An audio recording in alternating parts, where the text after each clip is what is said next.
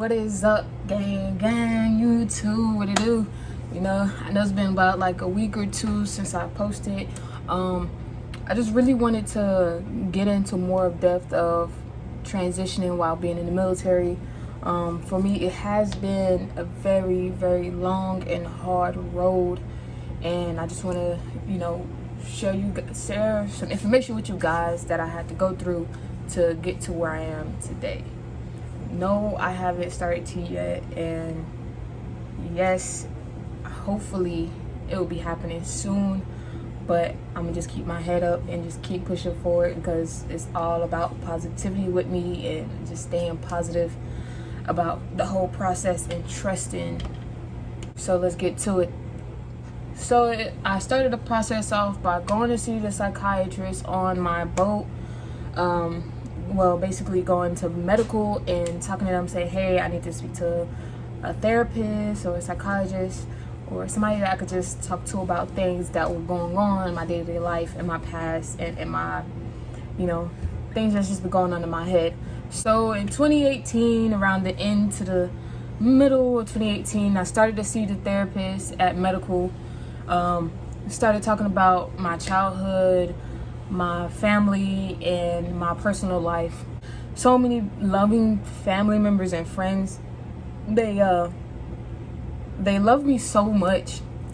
I understand, they're saying, hey, give it time, think about it, but this is something that I've always thought. This is something that I have been thinking about since I've been younger. So I just decided to finally open up and tell my family and tell my friends, and they were just like, don't do this, we love you the way that you are. Completely understand, everybody loves their family member the way that they are because they've been with them since they've been younger, and they just built that bond with how I look now and not how I will look or how I see myself. And it was completely understandable. So I basically went through therapy for about 6 months. Finally opened up around 2019, beginning 2019. I finally opened up about how I felt about myself. So she diagnosed me with transgender dysphoria. And with that being said, it's a whole lot of process that have to be done. You have to come up with a care plan. You have to, sit and look at these papers that says, okay, I want this surgery, I want that surgery.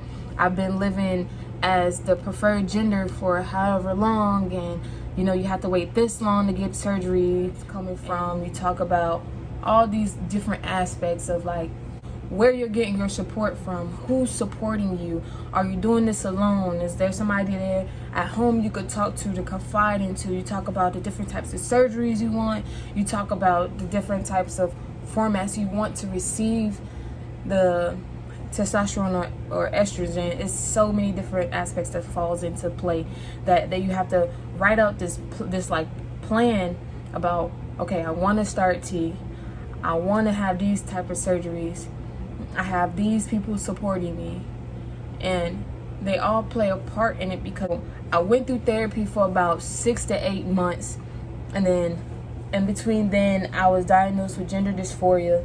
And then after that, we had this care plan of what I'll do, how long I'll wait for surgeries, what surgeries I'll be requesting, and how I've lived my past couple of months out as female or male. And those all have to go on this packet. And then you have to write this exception. It's called an ETP. And then basically I explained to them, why I want to transition. How is this going to help me as an individual, like how I was then and how I am now, and with me transitioning, how that will better me as a person. And these things, I really sat down and thought about them, and I wrote down exactly how I felt, because at the end of the day, it is about you and nobody else, because nobody else can live your life the way that you do. Nobody can, feel what you are feeling. Nobody can be you.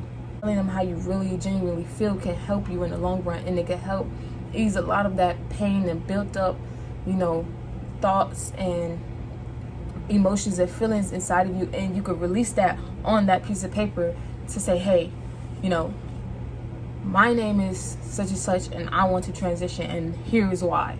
My process took a couple of months because I did go out to sea, so it did get pushed back, and I had to kind of go back to the beginning again. Well, not all the way to the beginning to where I was going to therapy, but I had to start paperwork over again and put the current year and current days and whatnot, which was completely fine. You know, I felt discouraged, but I just kept pushing forward. So I had set all that stuff in the paperwork, you know, saying what my plan is going to be, what surgeries I want to have, why I want to do this, how is this beneficial to me. And the team that was helping me get all this paperwork ready to go to my CO, we talked, we communicated, we said, hey, we need to add this, or hey, I need to add that, or, you know, I need you to sign this, and we need to make sure this is correct and make sure the format is perfect and whatnot. And they were very, very helpful. We got all the paperwork ready to go. This past week, every single day, they've been calling me back to medical to re-sign this paperwork because we're trying to get the format right. We're trying to get the layout right. We're trying to make sure all of these things were correct and in order. So when we gave it to the XO and the CO, they would have it in the format that they requested and sent it off to them. Now that that paper, that all that, my packet, my special request chit has been sent out to them. It's been about 4 days since they've had it, because today's Saturday. They've received it on Wednesday, I believe. So at this point right now, I'm at a standstill where I'm waiting to hear a response back. It's like I have two weights on my hands, and I'm just like, I'm reaching for that yes, you could go, you could do it.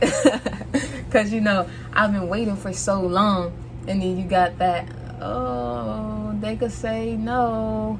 But I'm really reaching for that, you know, that yes, you can do it. Here's your approval letter. Go ahead, be you. And I just want that letter. I just want that. I feel like I've been waiting for so long. At an all shock, like, dang, this, I could get an email from them or from the medical center saying, hey, your approval letter is here. If it doesn't work out, I could sit back and still be okay and say, you know, I gave it my all. I've tried. You know, I pushed. When they didn't contact me, I contacted them. Hey, you know, what's going on? Do I need to come and fill out some paperwork? Is there anything else that you guys need from me? I was calling them. I was emailing them. I'm just waiting, man, just to get that email or to get that phone call or get that, you know, hey, where you been? You need to come to medical. Your paperwork is here. Like, you know, I'm ready for that day. Don't let nobody bring you down. Don't let nobody tell you that you're doing the wrong thing, because you're not. You know what I'm saying? You're not doing the wrong thing. You doing this for you and you only. I'm doing it for me. I'm doing this to make me happy, to make me, you know, for me to be happy with who I am on the inside and the outside. I will keep you guys updated, you heard me?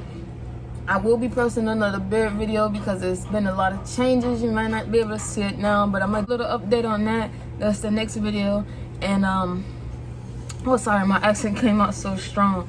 But yeah, another update for the videos, and I'm gonna keep you guys updated on my process. I hope you guys like and subscribe and enjoy my videos, because there's gonna be some more stuff coming up soon. Alright, y'all, I'm out this bitch. You heard me? Alright, babe.